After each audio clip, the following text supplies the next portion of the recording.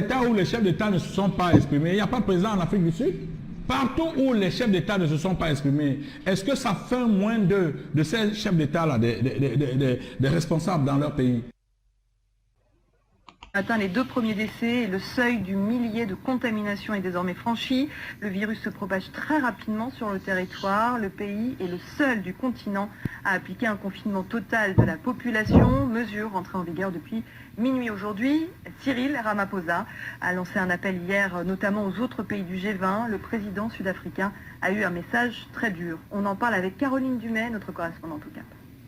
C'est la première fois qu'on a un chef de l'État sud-africain dans l'Afrique du Sud post-apartheid qui prend l'uniforme militaire pour ordonner à ses troupes d'entrer en guerre. Donc on est entré en guerre ici contre ce qu'il appelle l'ennemi invisible, avec, comme vous l'avez dit, des mesures de confinement extrêmement strictes, parce qu'ici on ne sort plus. On ne sort que pour s'alimenter ou pour se faire soigner. On interdit d'aller faire un petit jogging autour de la maison ou d'aller promener le chien. C'est très très strict et surtout aucun alcool, aucune vente d'alcool et aucun passage d'alcool d'un point A à un point B.